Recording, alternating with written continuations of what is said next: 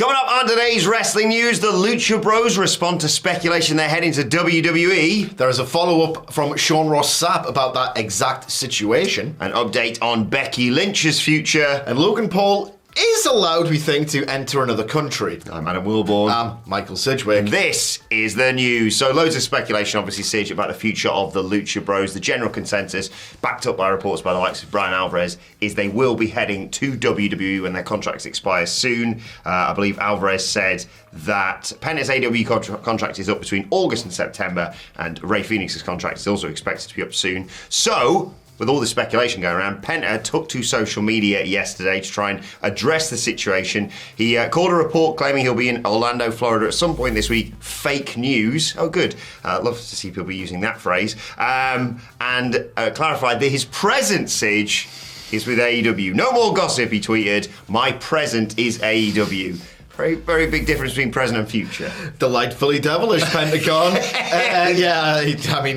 It's one of those where it's like, well, folks, where's the lie? It seems to me like he's covering his own back there. Yes. It reminds me of a time when I used to work in commercial radio and a company bought our little radio station, and the speculation was, oh God, everyone's going to get sacked and what have you. And they came in and they were like, guys.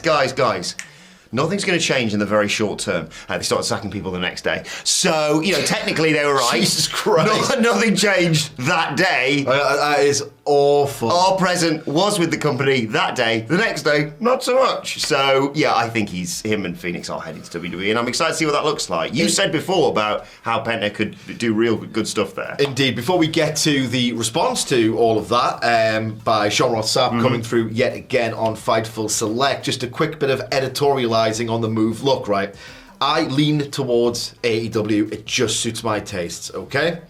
Having said that, I think, we've talked a lot about Chris Jericho needing to go away. Even someone who's like way more sort of well received in Jon Moxley needing to go away for a brief while, and in fact he has. It's just, wrestling never ends. 52 episodes a year at least, times 3 in terms of AEW. And look, it was sort of an epiphany when I watched Will Ospreay versus Fénix, where in the moment I was like, this is really good. I would have enjoyed this a great deal more had it happened 4 years ago. Yeah. And in fact, I did when it happened 4 years ago around that time. It just feels like we haven't seen the best of the Lucha Bros since, I would say, 2021. I don't know how... does it happen forever? I've seen a lot of response of, they're kind of part of the heart and soul of AEW, and I get that if you're truly emotionally attached to AEW, but kind of when does it end in that case? Forever? I mean, it's just business. They'll get refreshed over there. Yeah. I think we've reached a point of diminished returns with the Lucha Bros, and it is sad. It's a unique thing, AEW, in that people have forged a truly special bond with it. It just can't be the same forever, and I just think in terms of performance, in terms of aura, it just hasn't hit the same for a few years now. And look, I think Penta's quite smart.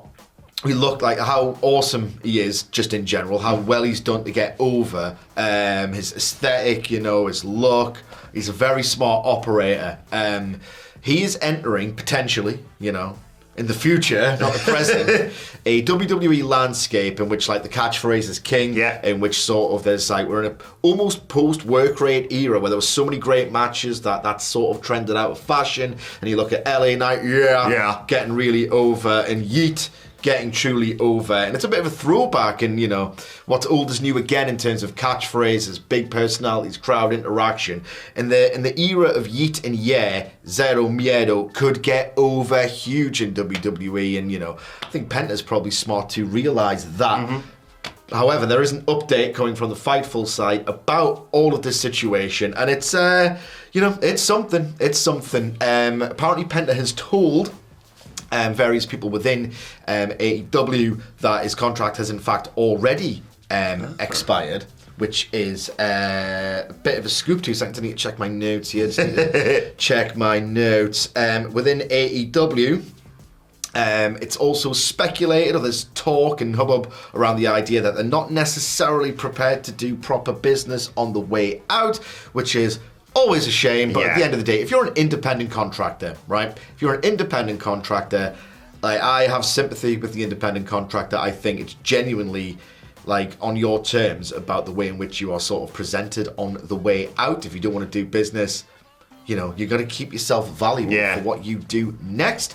In addition, there's sort of murmurs that you know, there might be injury time tacked on to the Lucha Brothers contract, which I think is a pretty rotten practice. Generally, I don't know how you feel about that. Yeah, I've always found that a little bit weird. It's not like they've deliberately gotten themselves injured so they can't wrestle for 6 months or whatever, and it's one of those things. Yeah, and you've said, you know, we've seen before about people within AEW saying, I don't really want to do that, and then things changing as a result of that. So you can understand that if they are thinking, well, we're going to be going over there and we want to present ourselves the best way possible, we're not really losing loads on our way out of AEW. And I completely echo what you said about Penta really having an opportunity to get hugely over within WWE. And Phoenix, obviously, he's ridiculously talented as well. Yeah, the idea as well, Penta's concerned that Phoenix wouldn't be sort of going across with him, and he wants to be in a package deal, but WWE is very much interested in the pair. We'll keep you posted on any developments with the both of them. Let's move on and talk about Becky Lynch, though. She's obviously been away from WWE for a while, and apparently is enjoying her time away. She was on the Games with Names podcast with former NFL star Julian Edelman. It's a great podcast, one of the best out there. You know, it's not ours, obviously, What Culture Wrestling, wherever you get your podcast from.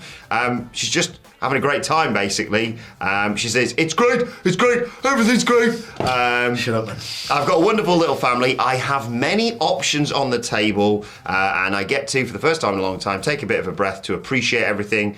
When you're on the road 52 weeks a year, non-stop, going from town to town, and then the last 3 years I had to the chaos by having a daughter who I'd bring everywhere with me, and then on top of that I decided it'd be good to write my biography.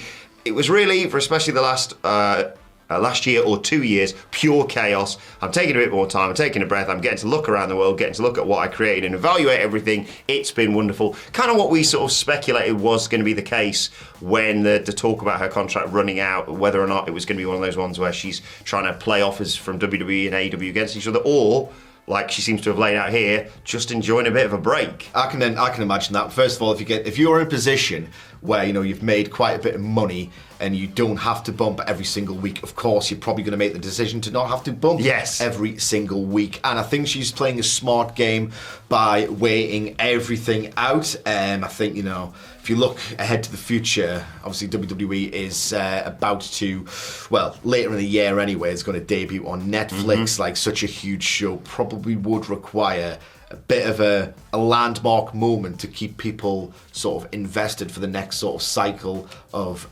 storytelling on the new platform. Becky Lynch is in a great position to say, oh, you probably need me to make such a, you know, a splash. Yeah. You need this Netflix thing to be as huge as possible. Why don't you pony up and pay me the money? So there's that going in her favour. At the end of the day, like, it gives me no pleasure to say this. Genuinely, it doesn't. But AEW is really, really flat attendance-wise. I know people have been, myself included, a bit more enthusiastic, well, a lot more enthusiastic about the TV direction over the last few months, particularly compared to, you know, the latter sort of days of 2023, but at the end of the day, that's not yet reflected in sort of attendances or ratings. So, you know, if that gets hot again, then she's in a much better leveraging position. So it's a good sort of business move for her. And away from the business side of things, you know, I was privileged, right, to attend WrestleMania 40 in person as part of a work trip with What Culture. And, you know, I'm a father of two, and for a lot of it, I just felt like I'd lost a limb. I really don't like being away from my kids that often. And if you're a pro wrestler, that's such a more acute thing, and it's so much more frequent when you're out on the road. I know it's changed now and you can go on the tour bus, but it's not the same as being in your homestead and all the rest of it. So yeah, if I'm Becky Lynch and I'm in that position, I'm doing the exact same thing. Really, as she lays out there, it has been a chaotic few years for her. And let's not forget, she had planned to go away immediately after WrestleMania and had to fill the gap filled by Rhea Ripley getting injured, of course. So yeah, understandable she wants to take some time away, and maybe she wants to, you know, enjoy that time. She's got many options on the table, one of which would be coming to our live show, of course. Sure, she'll be It's an option. It goes down earlier on in the day ahead of All In, which is next Sunday. I can't believe that. Oh, Christ almighty, I'm going to start thinking. I better plan something to do.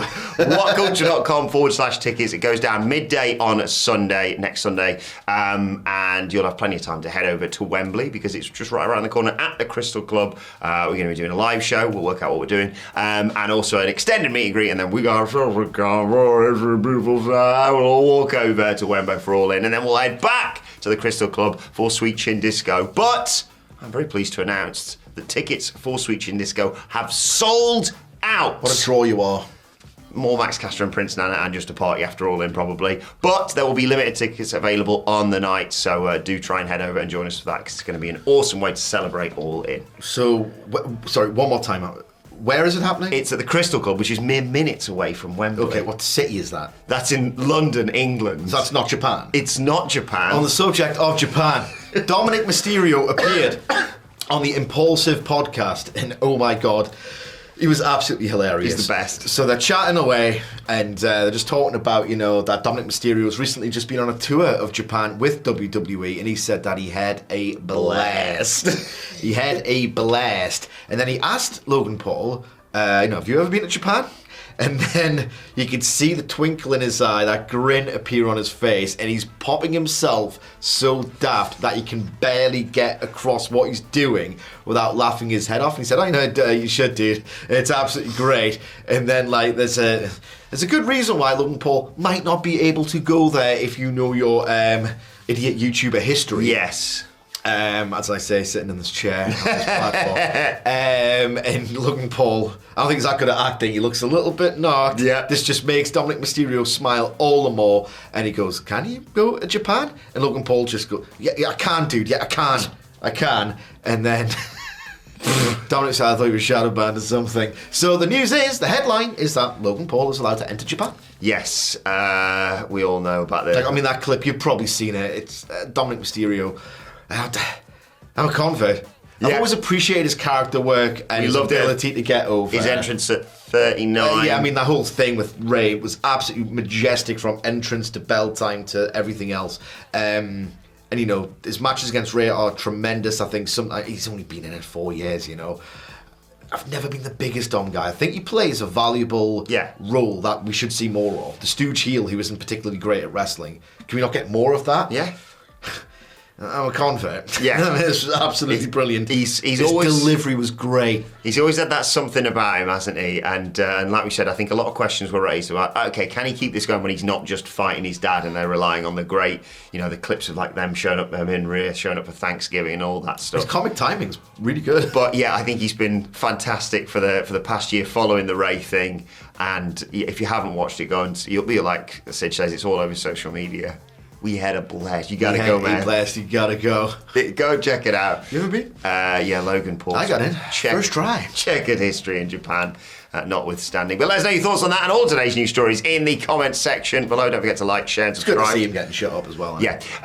And join us for the after news a little bit later on today. In the meantime, why not watch this video right here? Bye.